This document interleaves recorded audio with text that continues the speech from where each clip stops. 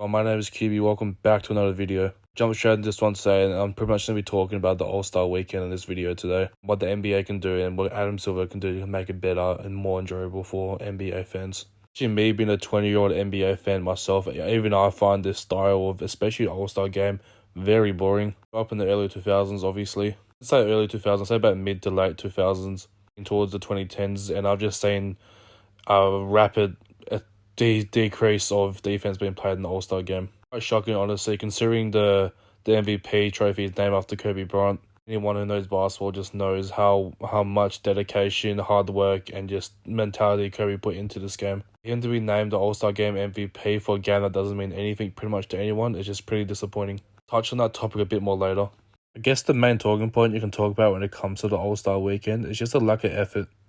For the Rising Stars Challenge. Clip right here, you can just see Anthony Edwards is not taking it seriously whatsoever. Clearly isn't left-handed, but yeah, he's doing left-handed threes. He said the whole weekend as well he was going to shoot with his left hand. Which is a straight-up joke, because his team had a chance to win the skills challenge until he pulls that crap out.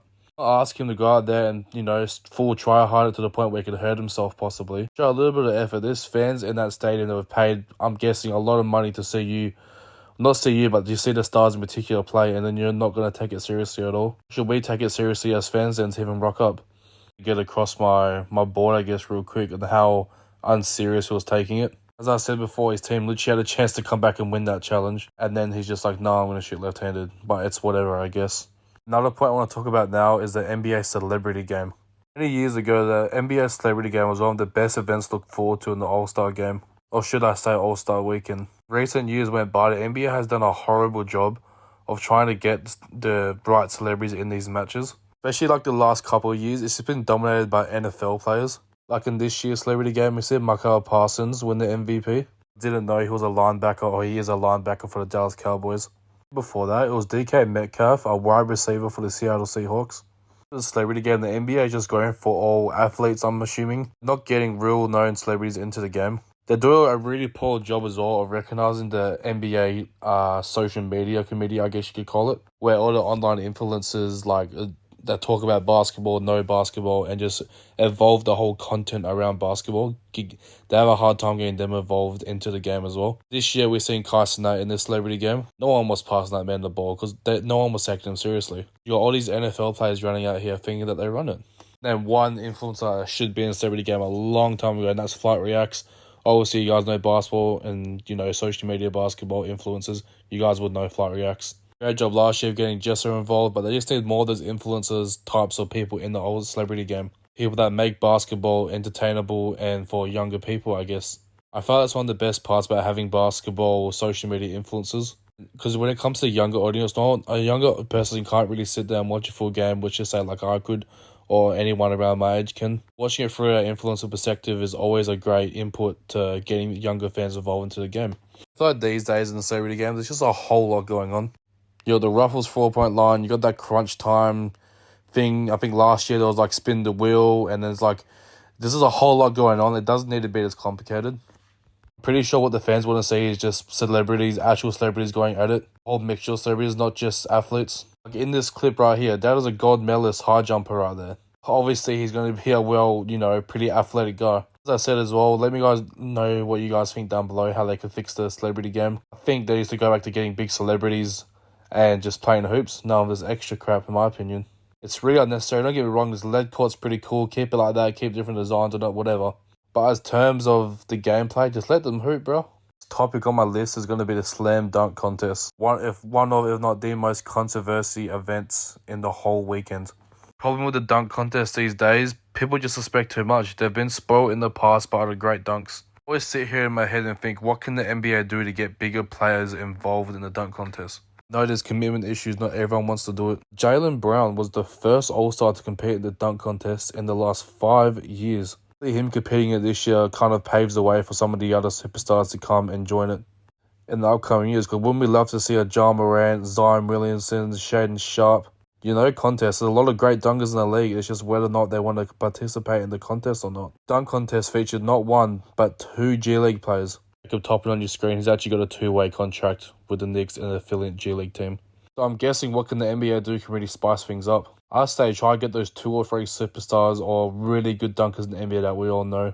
Hell, I'm down for Giannis to jump in there as well. To throw, something spicy up, As well, a lot of people I've been seeing as well have been saying bring in one of those street dunkers that you see all over social media and that. And make it like a challenge where they can try to challenge the NBA players, to beat them in the dunk contest. Honestly, at this point, I'm all down for it because there's only so much dunks people can do. Guessing these days it's just coming towards more of a creativity sort of contest. I can see Jaylen Brown get really creative in this dunk contest. He actually did it right, in my opinion. In this clip here, he's got someone dressed as Dominic Wilkins, and he's kind of just telling him how to do his dunk. And obviously, he had the Michael Jackson glove on his left hand, and he dunks it with his left hand because apparently the saying is, or the meme is, that Jaylen Brown's got no left hand.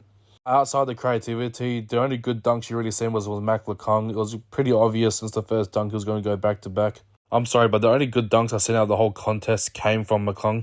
That's when you notice it's actually a skill issue in the dunk contest. They really need to do something to try to get Ja Morant or Zion or one of those guys in here next season to fix this ASAP. Like, hey, even Kobe Bryant's a slam dunk contest champion. There was superstars galore competing back then. Guys such as Tracy McGrady, Vince Carter, Josh Smith, Kobe Bryant, as I just said. Hell, damn, you even had Steve Francis out there in the dunk contest. In my humble opinion about the dunk contest, it really hasn't been good since 2016 when we got absolutely blessed by the Zach LaVine and Aaron Gordon. I guess you can say it was a movie. But let me go once again down below what you guys think about the dunk contest. What you guys would do to try to fix it. My personal opinion is to try bringing someone or one of the street baller dunkers to try to fix it, spice up a little bit, but who knows what they're going to do in the future. They're born in G League players, so I guess anything is really possible when it comes to the dunk contest in terms of where it could be in a few years' time. Now, moving on to the next topic. This was probably the best or my favorite part of this year's All-Star weekend. Stephen Curry versus Sabrina. If you don't know the WNBA, she's one of the best shooters, if not the best shooter in the entire league. She's a straight sharpshooter with a good form. If you didn't know by now, she did her versus Stephen Curry in this contest. Stephen Curry won, but damn, this girl can shoot. She was shooting with a WNBA ball, which I think is a size smaller, but she was shooting from the three-point line, the NBA three-point line, should I say. The WNBA three-point line is way shorter, or a little bit shorter than the normal, regular NBA three-point line. She's out there hitting buckets. But obviously, she was against Stephen Curry. Stephen Curry is the best shooter we've ever seen on this planet. There's literally no debate in that whatsoever. This was great for the All-Star game and for the NBA to see where this can go in the future. Obviously, Caitlin Clark's going to come into the league next year, or next season, should I say, for the WNBA.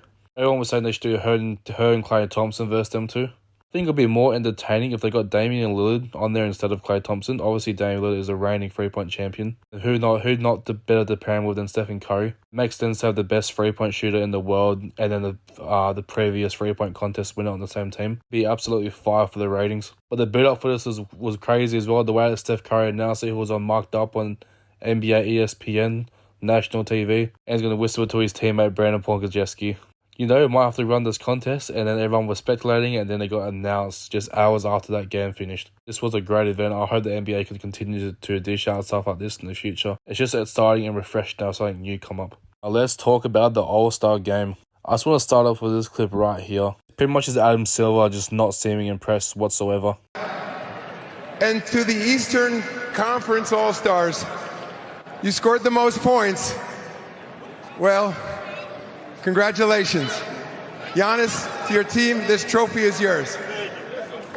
In my opinion, that's just a horrible look for the league. The own commissioner was pretty fed up on the way how the All-Star game has been played, and it's really up to him and his team to try to sort out what they can do to make NBA players more interested. I guess you can't really bribe him with money like you could with the in-season tournament. The last time I even saw a glimpse of defense in the All-Star game was maybe 2020. Obviously, that was the year that rest in peace Kobe Bryant passed away, and they named the trophy after him. That last quarter, to get to that first target score, which was a new format at the time, there was hella defense being played. There was Giannis blocking his own teammate.